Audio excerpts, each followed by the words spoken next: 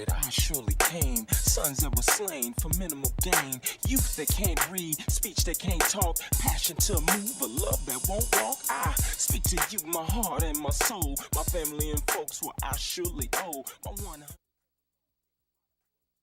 The best medicine. And thanks for watching. And remember, community public access is your best bet. Watch it whenever you can. I'd like to thank Mr. Joe Jackson and Brian Hill for coming on the show today. And they, I met them through a number of contacts. And in fact, we were at McClymonds High School, and they were doing a interaction on how to get kids more motivated for school and that kind of thing. And the offshoot of that was he and I meeting Brian. And when you told me about Joe, I said he's got to come on. So they are components and cogs in the wheel called Black Men Speak. It's a speakers bureau, and I'll let them tell you a little bit about it. But again, as you talk about behavioral health issues in African Americans, particularly African American men's, we have a high rate of suicide in African American men. From a discussion around substance abuse as well as mental health issues that we've talked about ad nauseum. But now these are some of the solutions. So programs like Black Men Speak, I believe, are programs that allow us to find a betterment by telling our story and making us part of the program. Tell us a little bit about both yourselves and what brings you to the table. Well, my name is Brian Hill, and this is Joe Anderson. And we've been friends for the last couple of years. I'm from Chicago, Illinois, starting off in life. Okay. Came to California 30 years ago. Black Men Speak was a group that was started by DeWitt Buckingham and Darnell Livingston. And they wanted to get men together to talk about their health issues. Mm-hmm. And they were able to be very successful. Mm-hmm. And I think I'm going to turn it over to Joe because he got plugged into those guys a couple of years ago. Yeah. Thanks again, George. I got turned on to, and I say turned on, to options. Yeah, I got turned on to Black Men Speak via a friend.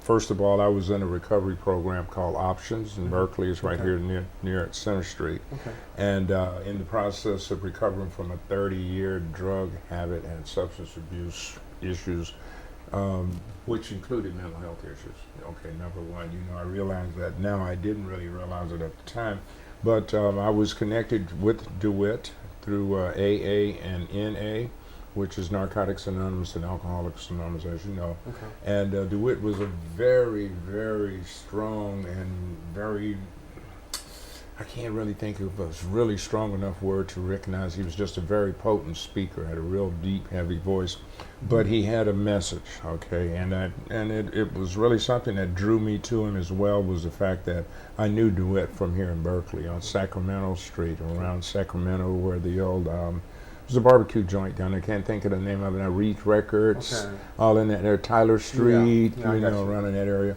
And I knew him when he was in the throes of his addiction. I'd seen him out there, and he was really a sight to be seen. But when he recovered, 20 some odd years later, 27 years as a matter of fact, before he passed away, he had 27, almost 28 years clean. But I'd go to these AA meetings and these NA meetings because I was trying to maintain my recovery, and I'd hear DeWitt. And DeWitt was like the movie star of recovery. He had over 150 people that he sponsored, men and women alike. People flocked to him, but he was a very dynamic speaker. That's the word I really need to use. And when we heard that DeWitt was on the podium or going to be at a meeting speaking, it was like no parking. The room were packed, it was full of chairs. But this is one of the parts that brought us to DeWitt, and in turn, I was directed to the POCC, which is a pool of consumer champions out of Alameda County Behavioral Health Care. And I found that DeWitt was chairing this committee right now, which is Black Men Speak. And he was the developer and the orchestrator of this particular So a little bit about the origin and about the history. Brian, why is the organization significant for you? What do you find? When you're 50, 55 years old and you're African American, if you don't have any friends or the friends you have kind of waned, you need to look at building new relationships. So I went online and I started thinking, how do you make friends when you're 55 years old? So I found out about Pearson, which is a nonprofit organization. They had this Black Men Speak group growing with them. So I visited, they were working with a new program called the Social Inclusion Campaign. Black Men Speak was a part of that group. I walked in the meeting one day and I sat there and I thought, I can't remember being in a room of personal friends, all black, since I left Chicago when I was a kid. I thought, wow, this feels really good. Okay, guess where I can start here and make some new friends. Literally, that's what I was looking for. And I think, too, is that we negate the importance of culture and kinship in mental health for us as men of color.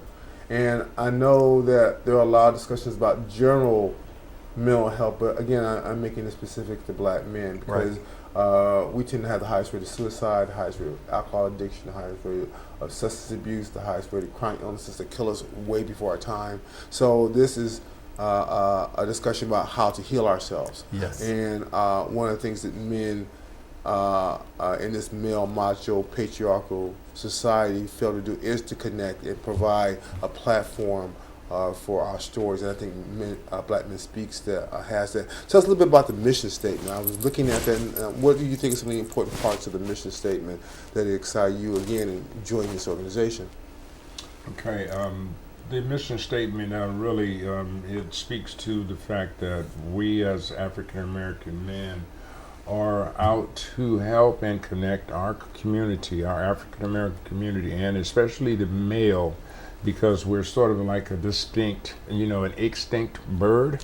We're out here, we're mostly locked up in prisons. We come out, we don't have any services, but what it leads to is addressing some of the issues that we probably overlooked in our history and in our community, because nobody wants to recognize mental health as being an issue.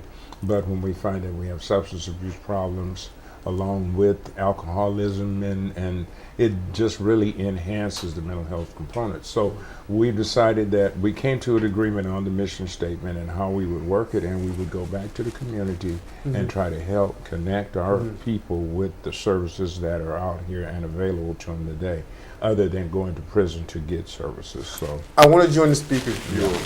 What do I have to do? So the first thing is read the mission statement online, blackmenspeak.net, and then ask yourself, is that something that I really want to be a part of before you even come? And if that's something you want to be a part of, then come and sit there and you get to just be quiet for 3 meetings and not say a word. Just watch. We don't know you. You don't know us. Let's find out what you're doing, what you're thinking. You're showing up out of whatever's going on in your life, and we want to be receptive. But if we don't know what's going on with you and you don't know what's going on with us, we need to kind of be together in silence and just watch. I programs like 12-step, have their place. What do you find is different from a 12-step program as opposed to a Black Men Speaks program in which you tell your story and again you become more of a reflection of the things you're trying to change? Well, let me speak to that because I don't have any 12-step experience. Joe knows much more about that, so I'll start on my end.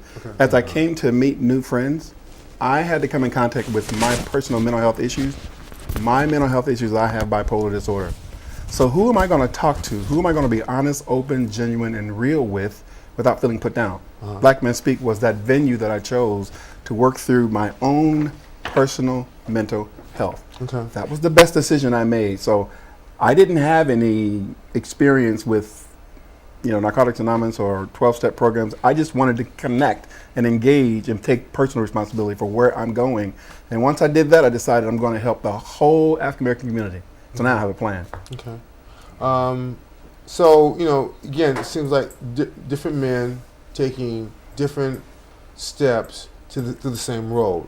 What did you find unique about the experience? And I think one of the things I want to be clear about is that most of us believe now that the behavioral health issue or the mental health issue comes before the substance abuse issue. Right. And that, if anything, the substance abuse issue is a smokescreen for the mental health issue that's going on. Yes. So we agree with that.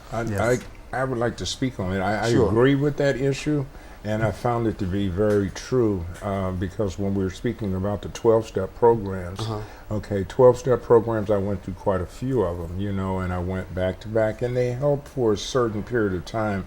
But again, as we were speaking earlier before the show, Brian was talking about triggers. when you go to a 12-step program, there's mostly new recovering people who are coming in who are subject to go back out and relapse. It is a combination of people who are healing and people who are not quite healed.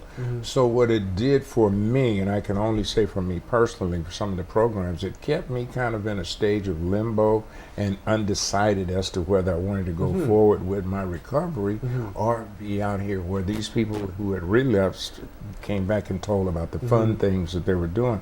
So it became conflicting to me. It made it easier for me to get with Black Men Speak because we speak only of positives.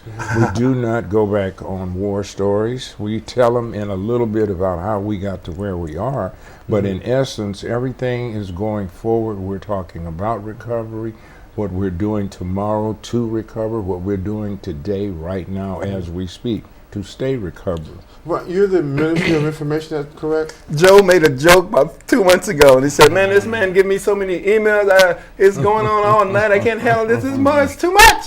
And we were having a normal show, and one day he said, let me just introduce you to the Minister of Information, the Social Media Minister of Information. And I went, oh my God, that's true. And he liked I've been that. journaling for 30 years, and now it's just moved to online. And I realized, oh yeah, even though he's outside of me, that is me. Yeah. There's so much information in my head, I can't get it all out, so I just write. So, example, a meeting consists of, and you guys, I understand from talking to both of you that you take the show on the road. So, you do presentations all over the barrier, and where you come and speak and give, I guess, a minute per discussion. So here's the format. Okay. So we get together the first and the third Tuesday of every month. There's practicing your individual speech, time set aside for that. There's business, where we're speaking, who's ready, who's prepared, who's going to go. There is refining of some speeches. Depending on the venue we go to, they may not need my story. They may need Joe's story, or they may need your story. Okay. So the audience kind of helps us determine who should go and tell their life story. Okay. All right. What's been the most memorable speaking piece that you guys have done together? I'll tell you the most memorable, and it was really funny. I mentioned options of Berkeley earlier, you know, and I hate that. Maybe I'm advertising, but I would like to advertise for these people. They're very good. And it's right across the street here. I had been begging the directors to let us come back and speak because we're alumnus. We had 4 people in our group, actually 5, in this group that were actually graduates of options. It's a year-long program with another year of aftercare. Okay. And it was very memorable because we spoke to all these new guys who were coming in from phase 1, phase 2 to phase 3, and they go in 3-month secrements, and then they move on. And so we got a chance to talk to these gentlemen about how we felt, what happened to us, and we shared the same experiences that they were going through. But now we've moved on 4 years clean, 4.5. Actually, I got 4.5 years clean. So I got a chance to come back and let them see, and my other gentlemen are pretty much the same. I got one that's 9 years clean from options. It gave a chance for them to see a living example of what recovery is, what options does, and how you can move on and give you another connection on the outside. So we did what the creed is. It's like we can't keep it if we don't give it away. So that means that our recovery will not stick with us if we don't give it back to someone who may need it or try to pull someone else in. Okay. That was the most memorable. Website? www.blackmenspeak.net. Great website. You should review it. Take a look at it. And what I found on there was not only the historical and mission statement, but also is 8 steps to recovery, or the 8 dimensions of wellness. 8 dimensions of wellness. Tell us a little bit about that. Well, I was working with an organization called the Health and Human Resource Center, and they asked me to write a curriculum for the risk factors that African American males go through: high blood pressure, not eating well, not exercising. You know, there's a list of risk factors, but try to put them in each dimension. So on Mondays, the opposite Mondays of Black Men Speak, the 2nd and 4th, we were meeting every Monday, and the discussion was each dimension. What are you doing for your social life? What are you doing for your health? What are you doing for your physical stature? And we would talk about that. So it was almost as if Black Men Speak stopped talking about our stories, and then we started talking about what are we doing to reduce our risk factors. Are we exercising?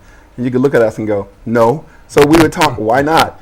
Don't want to, it's hard. So, I mean, talk through the risk factors. Don't just say, I'm not going to do it. So part of this, again, discussion is not only a way of understanding the issue, but also trying to have some solutions to it. Literally do something. Stop talking about we should, and actually do something. Again, I think that one of the important aspects of Black Men Speak is that, again, it's a living, breathing piece, and great website. Number of the men that were on the picture in the website are also members and do ongoing speaking. What areas do you cover in terms of this? Can I piggyback off to what he covered? The men that are in the group from the background of substance abuse and the options program. Right. I'm from the other side. When I left the ghetto growing up in Chicago, I went to college and raised my family, and so I didn't have a lot of the same experiences that a lot of the guys in the group. So there's a part of African American men, I'm only speaking for myself, I'm not speaking for all black men, I'm speaking as one black man myself. Mm-hmm. And I seem to have the attitude that I would look down on men who didn't make good choices as I thought good choice. Good choice would be stay home, take care of your family, work through whatever issues in your life. Do not leave. To me, when you leave, you quit, and that's not a good choice. So I had to work through a lot of, well, why are the men leaving? I know why, but why am I not talking through that with them? So I'm in this dilemma of there are some African American men who have educated themselves but don't want to come back and help.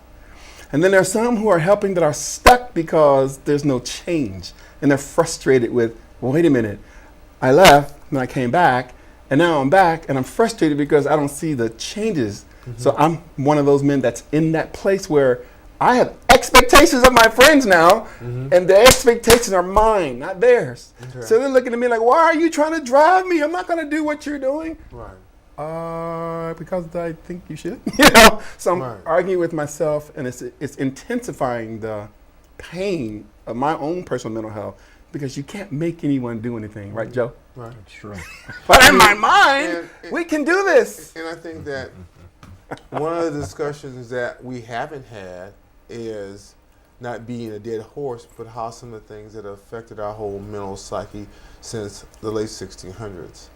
And how that has a chilling effect as a broad stroke about the things that we do and we see in our ongoing life of young men killing themselves and fathers not be able to do the daily needs of their family and feel that again, this whole perception of male macho, male patriarchal, I'm the man, I know how to do it right. Let me address that right quick. Here's how Joe and I work it out. Joe's older than I am by about 10 years. Okay. So I want to say I'm 55 next month and Joe's 64, 65.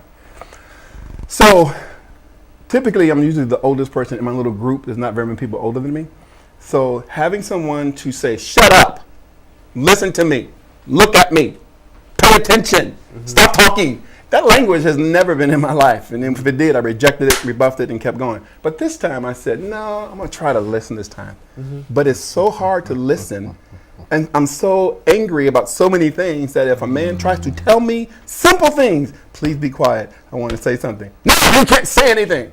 Please let me say something. No, I want you to say anything. So he never really gets through. And this is right now, Joe and I working through relationship characteristics because I never allowed myself to be taught anyone older. How about this? Not only that, but the standards that probably you would need to exhibit to do that may have you considered as being soft or weak or not strong enough. And so we have a real discussion about how to even have the dialogue. You know, I pinpointed mine. Yeah. When my father left. Well, I ain't fixed mine yet, so I'm working this is really on clear it. To me. When your father's not home to teach you how to talk, how to think, how to listen, how to work through the issues, communicate as a man, when he's gone, whatever gets raised up in your life, that's what's in charge. So authority is going to leave. So never let authority talk to you. Men are going to leave. Our nature is to, my opinion of me, not telling you what everyone else is doing. What I saw was if a person tries to get close to me, he's going to be gone. He's not going to stay there and consistently do that. So I shut everybody out. Unless you're committed to me, which is what your father's supposed to be, right? So anyone tries to get close to me, I'm going, well, you're not getting in because you'll be gone in a couple of months or years, and that's it. So I've been wrestling with, am I going to be humble, open, vulnerable, let myself be helpless? You use the words that you chose, but these are the words that I was wrestling with. What's it going to be like if I let him talk to me any kind of way he wants to? What am I going to do with that? Am I just going to just walk away and go, hey, those are pretty good points? And by the same token, one of the issues around masking those feelings was alcohol, tobacco, substance, sex, on one whatever. side. On the other side, I chose the other things: education, power, influence, type A, get it done. It's the same thing. I just went and addicted myself to that, while others chose to. The same issue is still there. You still got to be humble, open, genuine, and listen. Yeah. You were going to say something? Yes, I needed to tail in on that because he's telling all the truth, but I like this because of the fact that he is being honest about that. But what you said about masking it over with alcohol and drugs and this, that, and the other, Brian doesn't recognize that. I never had a father. My father wasn't there from day one. I didn't get a chance to see him at the house and do things with him or whatever. There are so many black men out here that don't have a father, might pass by him someday and don't even recognize him. Okay, that is the case that it be. But what I had to learn to do is I had to learn, number one, to listen to my mother because she was the next thing in authority to me, and she was a very good trainer. She left me with some very good tricks of my trade. Right. I didn't have to depend on my father. Actually, I was mad at him, so therefore I didn't have to worry about that. But I had some good family role models, a grandfather, some uncles that I just, adore, long since gone. My mother just recently passed, so all of these people are gone, but every day I wake up with the memory of what they taught me, how I'm supposed to do. But I still had the substance abuse challenges. I had substance abuse issues, not challenges. It was just an issue. And I think for me, my father in the house, but substance use and common alcohol, tobacco issues. I'm gonna have me a drink because I work hard every day. Exactly. So you get that psychology from different venues, but it all equals to the same thing. Exactly. And how do we kind of measure that to, as my dad started to age, and I had problems with alcohol just because of systemic issues, it made me sick. How was I losing that connection with him? Because the connection had always been the things that we drank, going up to the bar, that was our whole connection. And then when that separated, it was almost like, there was a loss because I was going one direction and he was going another direction. And I had to accept that because he had been in a world before me and dealt with so many things that this is how he learned how to cope. But you know what, there's another thing that I learned in, like what we're doing right now, just talking, that is missing. Yeah, I agree. I don't care who you are or what your issues are or what you've done, you do not get to go, someone cares about what I think, what I feel, and they're hearing what I say. And I'm so glad we're talking like this, that when we leave this conversation, it will have been the best conversation all week because no one's paying attention. Everybody's passing by each other and doing a lot of stuff, but they're not being. That's what Black Men Speak is. Stop and engage. Yeah, and that's why I want you to come on, both of you to come on, because I think it's so important that we start to use other mechanism to address our trauma. Yes. And because if we don't, it's going to kill us. There's really only one mechanism. Yeah. That's right. Talk. Yeah, this is true. This is true. Whenever, just talk. Do you think there's a fear of mental health issues and also the labeling of mental health issues, particularly in the African American community, particularly the African American male community? And if so, what do you think we can do to change those kinds of labels? Yes. There is, and there's going to always be labels, but one does not have to really be a slave to his illness, because I was addicted to drugs for 30 years. They would call me a crackhead, and I probably was, but I managed to get away from that. And I don't use that word anymore as a terminology towards others, but I think that one has to recognize who one is. When you get your strength and get on your feet and get away from that, the labels will always be because somebody, that's just how they know who you are. Yeah, that's how to separate you, actually, and sometimes it's a little hammer, You know, it can snap you out and bring you up or raise you up and put you in a situation or a jailhouse situation. And I may not be answering this right, but I think that the labels, little by little, the more we talk about it and share who we are and let people see that label, you know, well, I thought they would look like this and they had this label on it, but these people talk like they got good sense. So racism is over. Here's an example. I'm diagnosed with a medical term called bipolar disorder. That's the label. That is not who I am.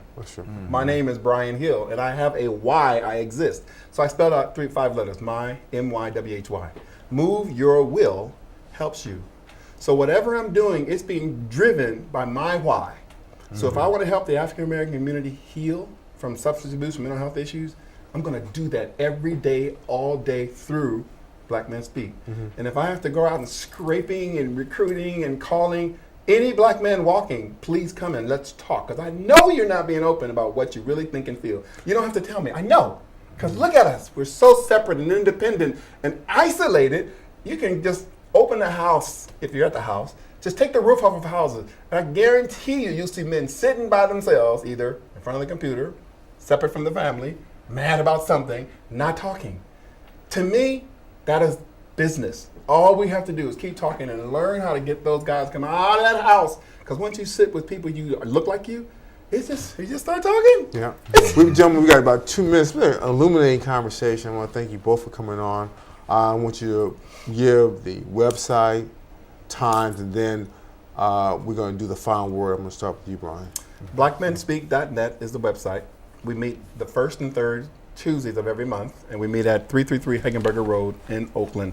And the nonprofit organization that we're connected with is Pearson. We use a lot of their services. They've been very, very kind to us. Right, and I would love to hear from people who are interested in the things that we talked about today, or may have someone who is in need of these services and who's willing to really, like Brian said, come out and talk. You know, there's nothing. It costs you nothing to come out and talk with us on Tuesdays.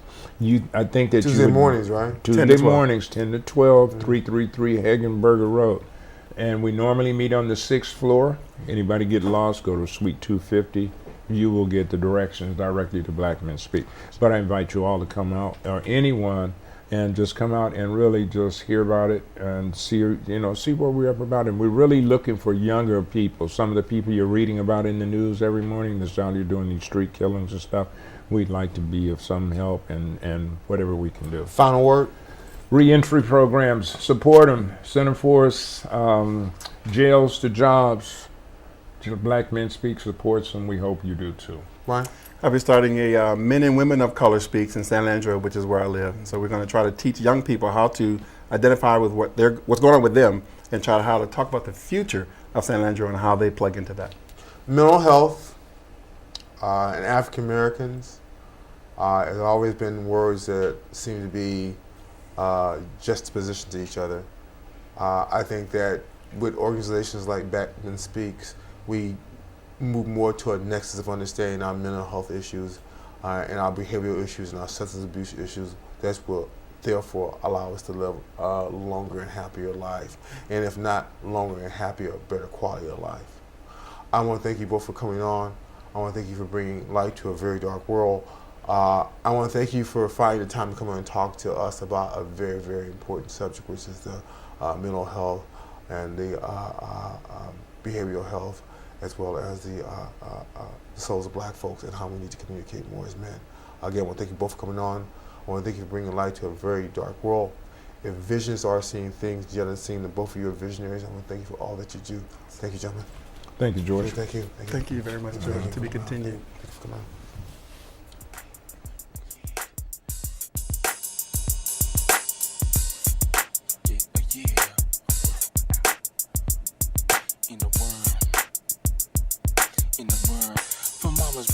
I surely came. Sons that were slain for minimal gain. Youth that can't read, speech that can't talk, passion to move, a love that won't walk. I speak to you, my heart and my soul, my family and folks, what I surely owe. My 100 double O nigga rider.